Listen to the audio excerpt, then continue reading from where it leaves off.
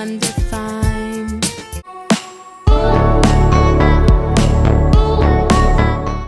Natuloy na nga ang kasal ni Bea Alonzo at Vincent Co, isang private civil wedding ceremony sa Makati nitong July 13. Ang nagkasal sa kanila ay si Mayor Nancy Binay. Inanunsyo nga ito ni Mayor Nancy at sabi niya dito, "Kinasal ko na po sila. Congratulations and best wishes, Vincent and Bea." Napakasimple at low-key ang naging kasalan ni Bea at Vincent. Makikitang napakasaya ni Bea sa piling nga ni Vincent na ngayon na asawa na niya.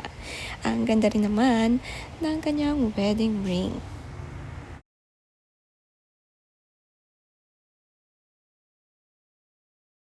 Nitong mga nakaraang araw nga kasama lagi ni Bea ang kanyang pamilya sa kanyang bahay. Nilalarawan nga ni Bea ang pamilya niya bilang safe place. Mahal na mahal ang dalawang pamangkin, anak ng kanyang kapatid. Maalaga rin si Bea at sweet sa mga pamangkin niya.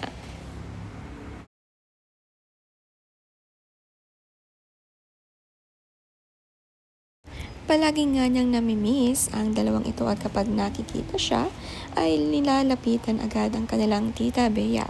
Two boys nga ang pamangkin at soon naman magkakaroon din agad ng mini Bea at Vincent Co. Nitong July 13, ito naman ang post ni Bea masaya sa sarili niyang bahay. Blooming. Mararamdaman nga ang saya ni Bea dahil ikakasal na siya.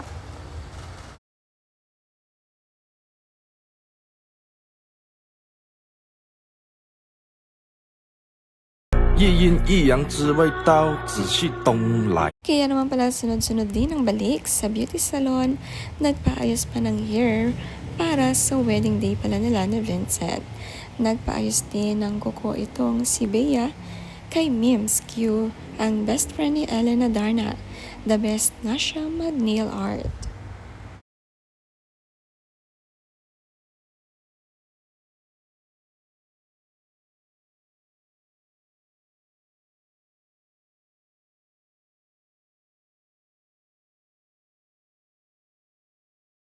Nag-China trip pa nga si Bea bago ang wedding kasama naman ang best friend niya. Maraming ang barkada itong si Bea. Kaya rin pala medyo pumayat si Bea ay pinaghandaan ang biggest day ng kanyang life. Simple man at civil wedding ay paniguradong may nakahanda na bonggang kasalan. Antayin na lang natin ito.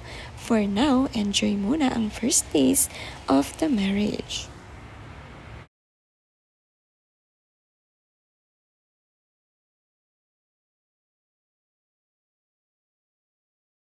Na-enjoy nga ni Bea ang quick trip and work niya sa China.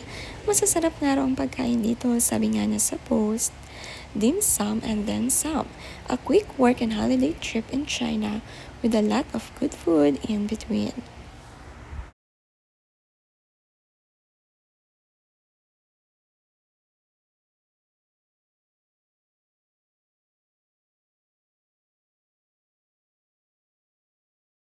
May nakakita nga sa airport kay Bea Alonzo kasama ang kanyang mga barkada papunta nga sa China.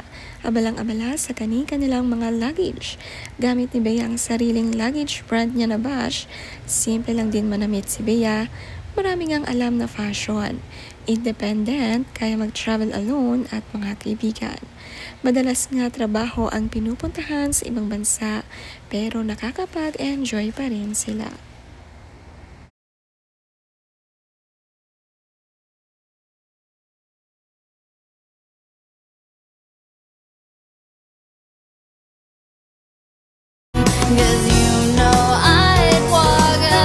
Perfect din ang color ng hair nitong si Bea Alonzo. Maganda nga ang napili nilang date ng kanilang kasal July 13. Tag-ulan man ay blessing araw ito.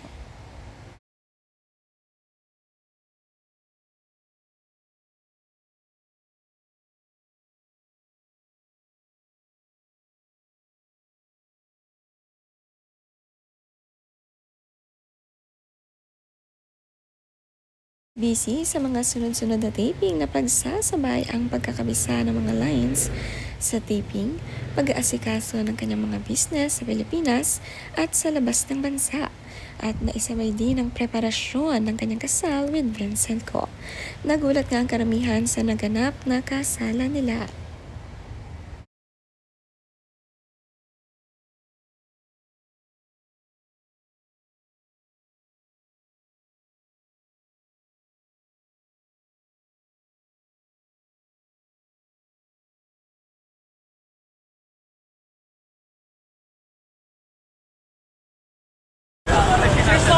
Sobrang init pero grabe, sobrang ganda niya.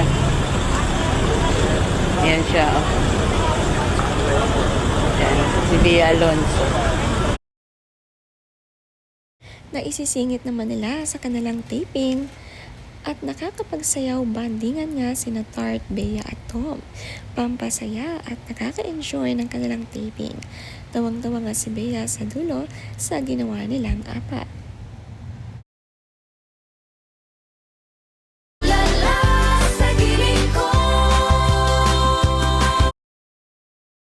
Susunod na taping, kasal na si Bea at very exciting nga ito. Marami ang masaya para sa'yo, Bea. Ginulat mo ang mundo.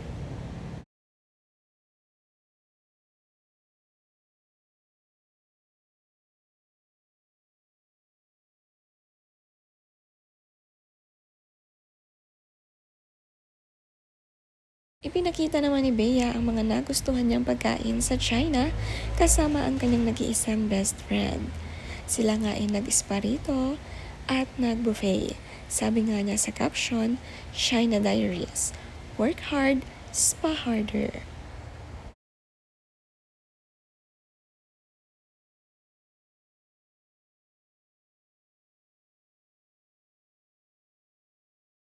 Matapos nga ang kanilang work sa China, sila ay nagpa-spa at syempre hindi kumpleto kapag hindi nag-buffet. Deserve na deserve kumain ng marami at masasarap dito sa China.